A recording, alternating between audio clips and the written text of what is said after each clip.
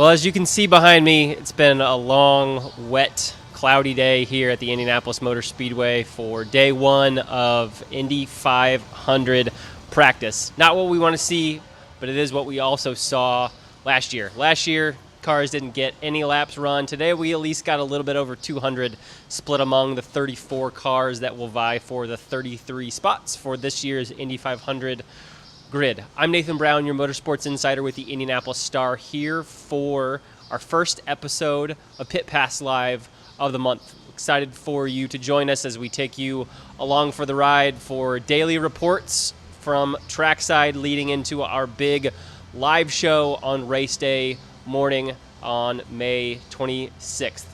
As I mentioned, not a whole lot of on-track action here on Tuesday morning.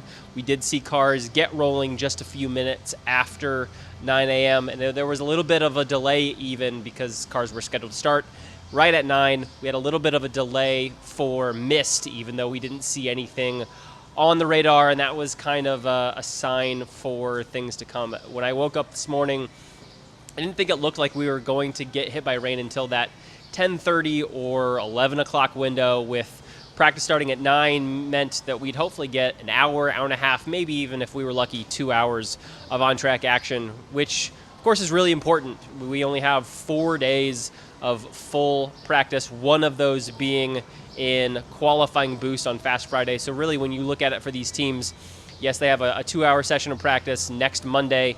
They also have 2 hours on carb day. But the bulk of what they're going to learn for race trim, race running, pack running, we're going to see a lot of that here on Tuesday, Wednesday, and Thursday. And these teams, rather than maybe thinking that they'd get an hour or 2 hours, got less than 25 minutes if they were on track from that first green flag that we saw around 9:03 on Tuesday morning. By 9:30, the track had been yellow flagged again for mist, which gradually turned into rain, and I don't think has ever stopped ever since it first started falling. We are taping now at 4:25 in the afternoon. We are still supposed to be running for another hour and a half if today's schedule had held up. Of the laps that were run, Scott Dixon tops the timing charts today with a lap of 229.107 miles an hour. Again, don't know how important those laps, those speeds were, but I'm sure for those who were not out on track at all today, there are a little bit of nerves that are starting to build. You just don't yet know what you have. There are some technical gremlins that you need to be working through at this stage just to make sure that you're not missing more track time once we get to Wednesday and Thursday and then Friday. We do have an additional 2 hours of practice tacked on tomorrow. So instead of starting at noon and running until 6, cars are scheduled to be on track tomorrow morning on Wednesday starting at 10 a.m. Again, weather could potentially play a role in that. I don't know yet if we're going to have 8 full unabated hours of on-track running on Wednesday. It certainly would be nice if we could get there. 26 cars in total ran laps at competitive speeds today above 210 in that 212 to 230 range. I think we had 3 other cars that turned laps at all, and you had 5 cars that didn't even make it on track today. Oddly enough, with Scott Dixon at the top, 4 of those cars that didn't turn any laps were his teammates. The cars of Marcus Armstrong, Kiffin Simpson, Linus Lundqvist, and Alex Palou didn't make it on track. Now, I don't know that we need to think anything into that too much. Sometimes you send a car out on track to get a little bit of an aero balance, and then you tune those cars to that. You get going, and they just didn't have enough time to maybe get all of those things set up. We also had the difficulty of the garages being closed on Sunday after the GMR Grand Prix. That race doesn't get over until around 6 o'clock or so.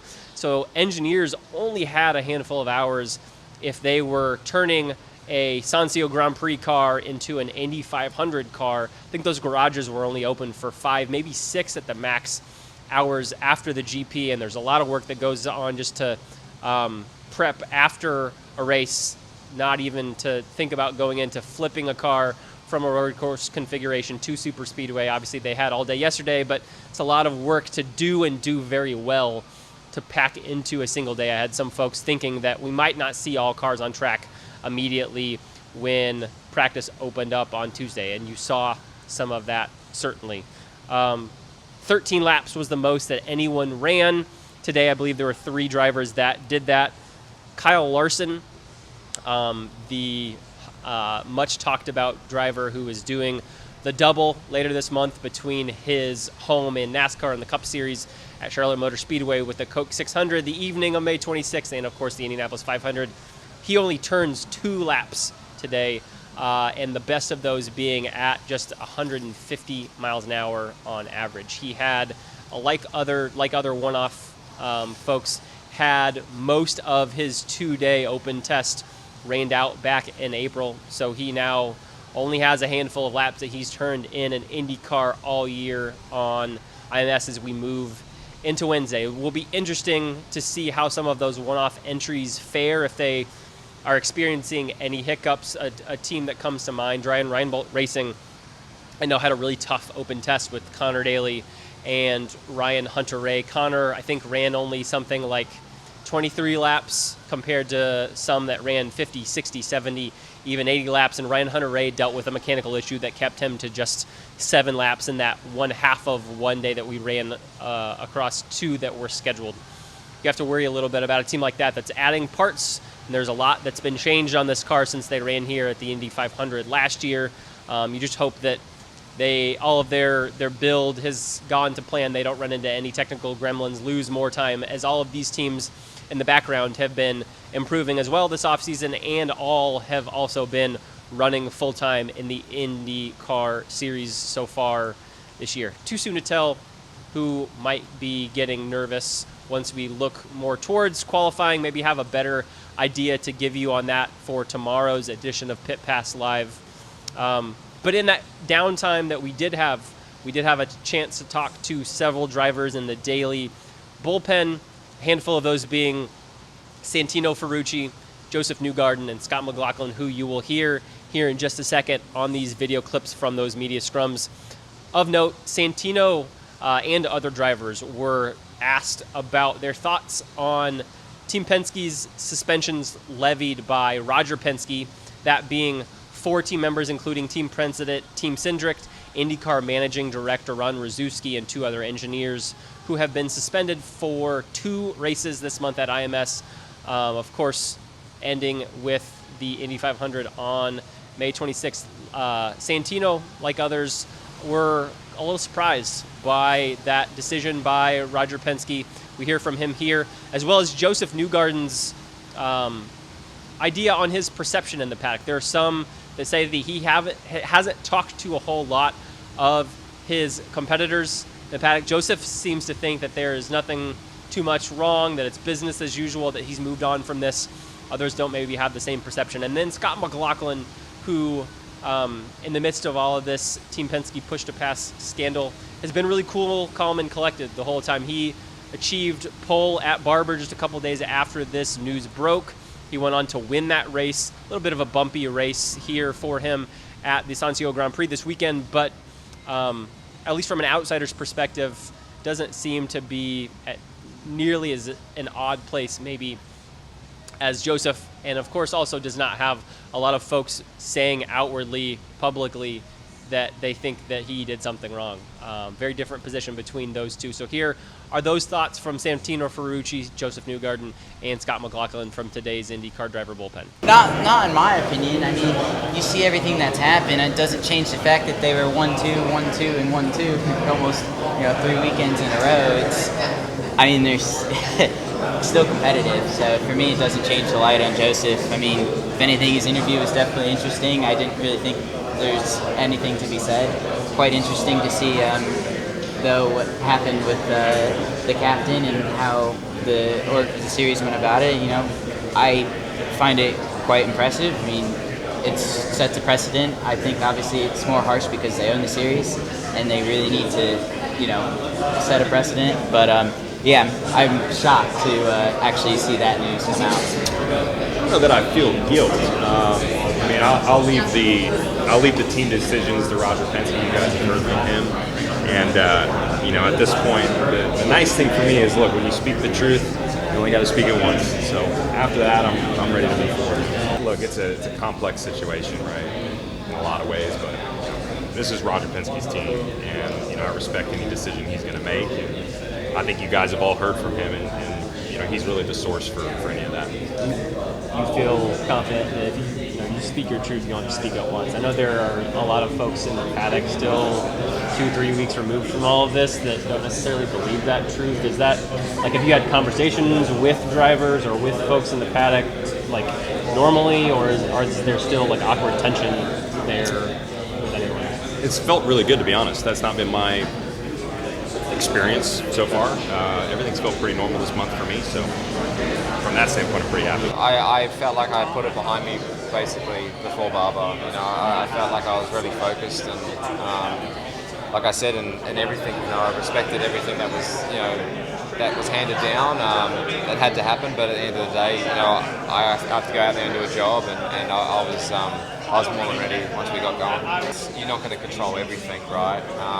I think I wanted to put out a statement because just to explain my situation and what was going on, but at the same time I thought it was just important. I can't control what everyone thinks or whatever, but I felt that was the easiest thing to do is say the truth, and that was the whole truth from me. And like I said, I did hit the button, and I couldn't move past that, but I wanted to show how much I did or why I didn't notice it, and it was unfortunately it just happened.